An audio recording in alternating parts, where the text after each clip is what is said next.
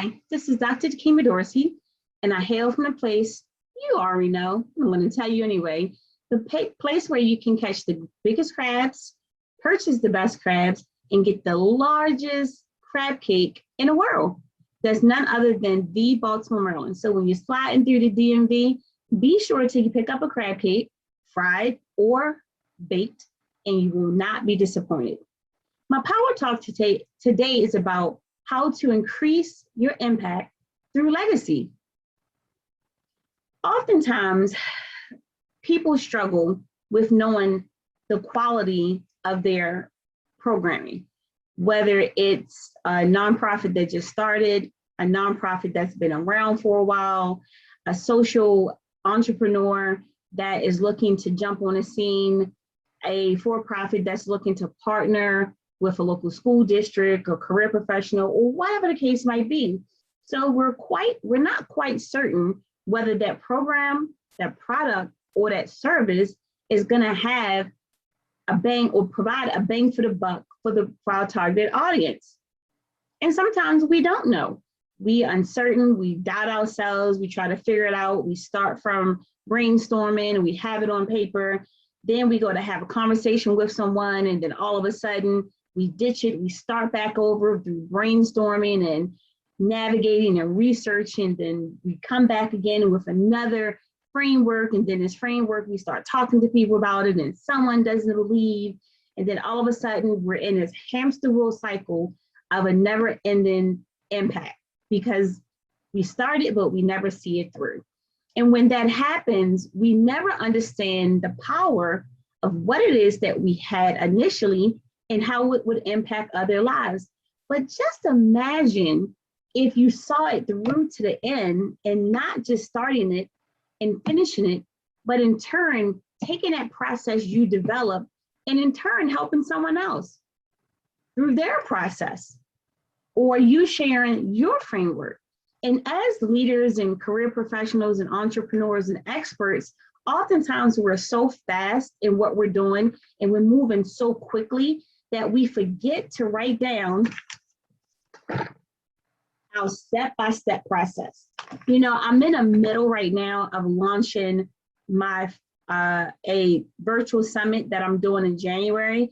And my mentor, who I decided to hire way back in May for an investment simply because he was more knowledgeable and been in the area that I was in, I was like, you know what?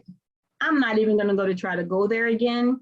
I'm going to just go directly to the expert because for me, sales was not it.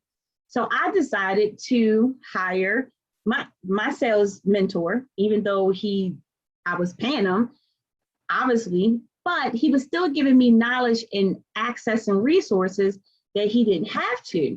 And so as he was giving me the framework, I had to in turn write it down. I mean, taking out conversations and transcribing it and becoming a student of the game and studying it again and practicing it and X, Y, and Z. And guess what?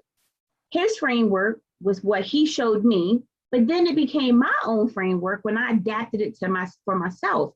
And so being a part of a number of summits coming up, I think it's for me 7 between starting this week to the end of October, then, you know, everyone has their own formula to how they actually put on a virtual summit. Now, mind you, I've put on live events easily at Morgan State University, at a local rec center, at a local school, but never to the sense from a virtual standpoint. But I'm not new to technology. But being a part of all of these virtual summits, there are some things I like, there are some things I wouldn't do, some things I have adopted, some things that I'm like, okay, let me try that for the next summit. But what am I doing as a student that's getting ready to lead, in my mind, over 75 speakers that are coming up? I'm developing a blueprint, right? And this blueprint checklist has me going from taking my knowledge of leading conferences to now shifting them, now that I've seen what others have incorporated or not, and making it my own. But guess what? It's not just a framework that I'm developing for me. It's a framework that I know that I'm going to share with someone else. whether it's someone I host a virtual summit for or in person, which is easy, or one of my mentees that I'm going to be able to in turn help get their virtual summit off the ground.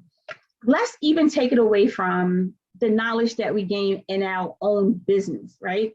So I have a background in leadership, a background in youth, a background in sports, a background in education. And all of those things actually intertwine in my world. And I have a huge background in the urban market, which is what you're knowing me for to be. So when I'm thinking about the processes and systems I've developed, one way that I know, and I'm encouraging you to think the same way, which is why we're having this conversation right now, is that when you have, and hopefully if you haven't developed a system or framework right now, I want you to think about it and get started today. What are you working on right now that you already have in the work or you're thinking about doing that you have a knowledge of you seeing someone else doing it or an idea of how you want to do it? Guess what? I want you to grab a piece of paper right now. Go get the paper. We ain't got time. Flip it. Grab your pen, and I want you to write down on that piece of paper, big idea or project. Boom. When you write it down, when you write down what that title is, identify how you see it rolling out. Is it starting with hiring someone? Is it starting with first doing the research? Is it starting with you kind of going back into your history vault and pulling out a project that was similar to the big idea? Because I come from a background in event planning, I knew the number one thing that I had to do, which is what I teach my own mentees and in my DTD Sports Academy for Urban Youth and my Deep Dive Academy, the number one thing that you should automatically start with is a separate book. Guess what? This is my virtual summit book that's coming up to prepare me for my January summit. And the first thing that I started with, first I put my 6-figure blueprint. Then I was like, Takima, you've been doing this for too many years. I changed it from 6 to 9. Because you want to know why? Because I'm setting my heights higher than where I had before, because I do have experience with this. I do have background knowledge. I do have connections. I do have an understanding of how to reach out and get people on board, right? So that's my 9-figure blueprint, but this is my own separate book. Then what I did, and I want you to do the same thing after you've already written down what that big idea is or that big project, is that I want you to take sticky notes. So I have 3 sets of sticky notes in here. One is for my potential speakers. Then I move the tabs for my, what is this one? Streaming networks. Who could I possibly reach out for in terms of partnering with for media? And then I have my potential community partners from my nonprofit standpoint, because I also run a nonprofit and a for-profit. And I'm still developing this because I haven't only spent 1 day on this. And this is part of my speaker list, right? And so what I'm encouraging you to do is that when you develop a framework, a process, or blueprint, what you're being able to do is not just keep track of your system, but a system that you can turn into an award-winning program or a book, or teaching others how to write a book. And this book comes from a workbook and a book that I've developed for my Sports Academy for Urban Youth. I have another set of workbooks that I just released from my Deep Dive Academy, or Deep Dive Impact book and workbook for consultants and entrepreneurs and leaders and career professionals to help navigate not just the barriers in dealing with the urban market and launching their business and building communities, but also creating their own blueprint, or taking that system that I've developed over 28 plus years to help youth now develop their own book. These two youth are actually part of a few virtual summits that's coming up. And guess what? They're only 13 and 15. So how can you take what you know, what you've developed, what you're thinking about developing as you go along to have a greater impact and leave a long-lasting legacy beyond your days? First and foremost, you gotta get organized. Grab a book, write down what that big idea is, or if you're already past this inception stage, the foundation,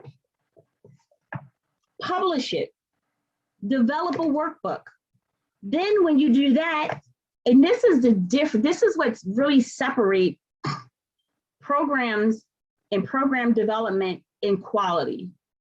How many leaders and career professionals and adults that are listening to this, how many youth do you currently work with?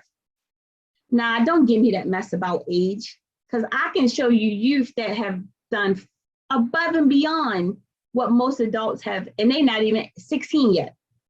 How many youth are you currently working with? Whether it's your own, your nieces, your nephew, your neighborhood kids, whatever case might be. Imagine if you invested a time, not just mentoring, because I think mentoring is great, but mentoring is surface stuff, right? How do you take what you learned over your 5 or 10 or 2-year existence and whatever you've done and help pour it into another youth, into a youth or a set of youth or group of youth larger than maybe 5, but smaller than 10, or larger than that if you can handle it. And no, I'm not encouraging you to necessarily go out and start a nonprofit, but hey, if that's on your heart, go for it. Hey, I'm all for it, right? But imagine if you can take your process, your framework, your blueprint, and turn around and teach that to a current youth. Let's say middle school age, even high school age. Guess what? That's how you separate a project and a program to a lasting quality program, because guess what? By you building that foundation with those youth right now, by the time they hit half the age that they are when they double it, they're going to be well on their way than where we are right now. And that's the challenge. Is it possible? Absolutely it is. Can you do it? Yes, you can. Are you uncertain how to get started? Are you quite sure? Hey, you never worked with youth before. You don't know how to have that conversation. You don't know where to start. You don't know where to reach out to. You don't know why you're doing this. Guess what? You're talking to the right person, right? Take a look. See those nice little posters back there on my wall? Absolutely. If you can work with adults, you can work with youth anytime, any minute, any hour of the day. And guess what? They're going to listen to you. They're going to apply what you're telling them, and they're going to run with it once it clicks. That's how you leave legacy, because guess what? Someone did it for us. Thurgood Marshall, Rosa Parks, Martin Luther King, your mom, your dad, your grandmom, your great-grandmom, your great-great-grandma, your uncle, your aunt, your older cousins, they all did it for us. But guess what? If you are a business owner, or if you're a consultant, if you're a social entrepreneur, if you're running a social enterprise, if you are an expert in some area, or even someone that's thinking about it, it's your due diligence to give back. And it's great to give back to other adults. However, imagine if you planted that seed into a youth today. In the next 5 to 6 years, we can help that youth get out of poverty, not enter poverty, help them on their way towards college, create and expand their portfolio, their resume, their career and college internship opportunities. And guess what? They could end up learning how to make money now because of a system, a process, a blueprint. One of my workbooks, Empowering Triathletes, is a book in a workbook, Empowering Triathletes to Lead, Breaking the Cycle of Poverty in Urban Communities. Guess what? We did it. Teaching youth how to not just write their own book, but end up being on international virtual summits, having their own podcast, having their own, being a part of the Chamber of Commerce at 13 and 15, being able to think beyond their wildest dreams. Now that could have happened with anyone, but guess what? It's not happening enough. So leader, manager, community builder, career professional, entrepreneur, expert, anyone who feels like they're doing something in the world, grab your book, your separate book per project. Yes, separate book per project. Open it up, write down on that paper, what is your big project or your big idea? And when you craft it, start writing down the steps. What is your to-do list? What is your checklist? Check it off, write done. What still needs to be done? I know my virtual summit that's coming up, I'm already telling you, it's gonna be a hit. You wanna know why? Because I already have the discipline X, Y, and Z, but that's great. But when it's time for me to pass this on to my mentees and my students in my Sports Academy for Urban Youth, I'm gonna hand them a framework. I'm gonna hand them a blueprint, because you wanna know why? When you're doing work in an urban market, the urban market is the heart of the urban community, and the heart of the urban community is family. Families in the urban community, which makes up the urban market, are looking for resources and opportunities beyond their wildest dreams. And just like us, and just like what you have to offer, they just want a step-by-step process so that they can grow from day 1 to day 31. That's it. Can you do it? Yes. Will you do it? Yes. If not now, when? And if not you, who? So let's take time out this week. I challenge everyone, whether you're watching a replay, whether you picked up on it midway, go back to the beginning, listen to it at the end, share it with 5 of your friends this week, because we are in a season of impact through legacy. And the only way that we do that is that we get ourselves together so that we can in turn help someone else. And again, it's great to work with another adult, absolutely. But can you imagine the fruit of your labor that you see in that youth in 5 to 6 years, and then the impact they will have with another 5 or 10 kids, and then they will have in their homes, and they will have in their communities, and then they will have in their relationships and educationally and financially. I mean, the legacy is like centuries. We're breaking the cycle of poverty, which is one of the #1 issues in the urban market. I know we just absorbed a lot today. You know, let me recap, right? So it's all about creating impact through legacy. 1, create your framework, create a blueprint, create your step-by-step process, get a separate book, and start writing down the things that you do. Not that you're doing, but you have to do. Check it, triple check it, double check it. Use sticky notes, prospects, right? Then when you have that framework, make it your business to work with 5 kids over the next 30 days. 5, 1, 2, 3, 5. Yes, I think that's 6. Okay, 5, all the way up to 6, right? Which I think is 10. I don't know. I know it's 1, 2, 3, 4, 6. Okay, 5. Make it your business in the next 30 days. I challenge you to pull youth in, have a conversation, reach out to them, speak with their parents, do an online series, in person. We still are in the midst of COVID. However, make it your business to think outside your box in your comfort zone so that you can begin to plant the seed. So within the next 60 days and the next 90 days, you will start being able to not plant the seed, but seeing it watered. And you know, the greatest thing when you're thinking about working with youth at some point is that their eyes get so wide, right? And they're excited because now you are showing an investment in them, not because they got in trouble, not because they got a phone call home, not because they ended up, you know, in trouble somewhere that they shouldn't have been, simply because they see authenticity in you, that you're genuine, that you're transparent. And guess what? You will forever change their minds because it's a judge-free zone. You simply want to help them. Now, I'm not going to say that every youth you approach is going to be a gold winner, but guess what? Somebody did it for us. We owe it to them.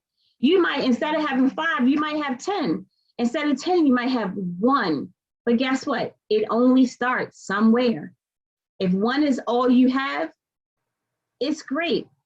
If you end up with 10, that's amazing. And then imagine if you can pull in volunteers to now help you to work with those youth, right?